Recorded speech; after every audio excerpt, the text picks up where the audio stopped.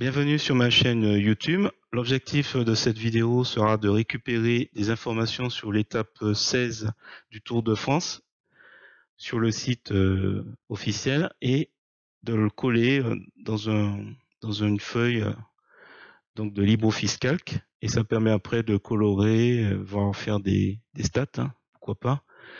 Et donc tout ça, je vous montre assez facilement les étapes. Donc tout ça, voilà, en récupérant sur le site du Tour de France l'étape 16, qui a lieu aujourd'hui si la vidéo sort comme prévu. Si vous trouvez mes explications intéressantes, donc ça me permet de manipuler LibreOffice et de voir d'autres utilisations un peu plus fun. Je vous remercie de me mettre un pouce vers le haut et de me laisser un commentaire. Et n'hésitez pas également à vous abonner à ma chaîne pour voir d'autres contenus sur GIMP, LibreOffice ou Gmic. Alors c'est parti, nous voici sur LibreOffice Calc, la version de LibreOffice 7.4.4.2. Alors on va se diriger tout de suite sur le site du Tour de France, notamment l'étape 16, Passy-Combloux.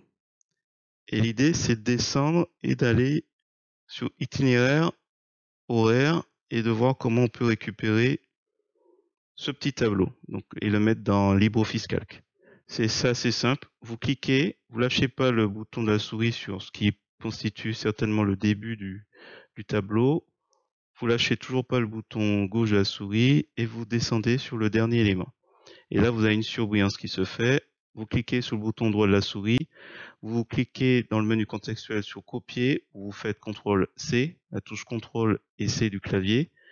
Et voilà, on fait copier et on revient sur LibreOffice et on fait, alors vous avez le choix entre, soit vous faites un clic ici et vous allez sur texte non formaté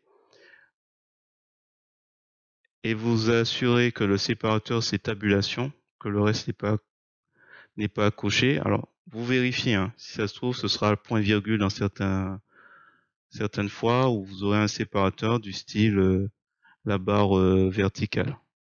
Alors nous c'est tabulation, donc là on voit déjà dans l'aperçu la petite séparation qui se fait. Quand je fais OK, on a nos éléments. Alors, hop, je clique. Voilà, je double-clique pour que ils prennent. Autre possibilité, vous allez dans Édition, Coller. Voilà. Alors, ça peut prendre un certain temps s'il charge des images. Alors, il faudra vous méfier de ça. Alors, on va simplement récupérer ici. Donc là, on a une cellule fusionnée. Je retire la fusion ici, en cliquant ici. Et je vais déplacer cette cellule ici. Bon, on va laisser ça. Et je supprime cette colonne. Alors, donc vous cliquez sur un élément ici, on appuie sur CTRL étoile, comme ça on peut sélectionner tout le tableau. Je vais faire une mise en forme rapide, centrer verticalement, horizontalement. Là en tête, je vais mettre un petit gris avec le pot de peinture. Donc là, je vais assez vite, il n'y a rien de nouveau. Alors vous pouvez vous amuser pour la colonne A, ajuster comme vous souhaitez. Et là, ce qui est pratique du coup avec cette étape, c'est que vous pouvez décider, par exemple, de dire tiens, ça, je vais mettre en jaune. Un petit jaune, je pourrais mettre une petite couleur ici, Domancy, voilà. Termine notre couleur. Et en aperçu, vous faites fichier aperçu, vous retrouvez avec votre tableau. Donc étape 16 du Tour de France. Alors c'est normal qu'il a gardé ça parce que très certainement dans l'aperçu, lors de mes tests, quand vous allez dans Formater, vous avez la possibilité dans l'onglet En tête, donc il y a tout sort dans le style de page par défaut en tête. Voilà, vous écrivez quelque chose, vous sélectionnez, donc là c'est un peu grand, on clique ici, et on va peut-être pas lui dire 21, on va lui dire 16, normal non en gras, peut-être avec un petit pas surlignage, soulignage, voilà. On fait OK.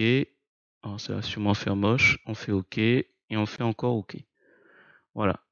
Alors petit rappel, si votre tableau est très très long, N'oubliez pas que en allant dans format, zone d'impression, éditer, vous pouvez indiquer en cliquant sur ligne à répéter les deux lignes, vous sélectionnez A et 1, A1, A2, et comme ça, lui, il sait que les lignes 1 et 2 sont à répéter. Et quand je fais OK, alors, je pourrais pas faire de démo, à part si, alors, je vais essayer de tricher, je vais changer d'affichage. Pour l'instant, on est sur normal, je vais faire saut de page, et je vais essayer, alors, je vais tricher en agrandissant.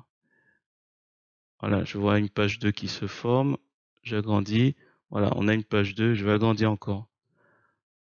Ouais, on va sélectionner tout ça, on va agrandir un peu plus. Voilà. Là, on a même 3 pages, tiens. Je demandais pas tant. Attends, on va réduire celui-là un petit peu. 2 pages, c'est suffisant pour vous montrer ce que j'ai à montrer.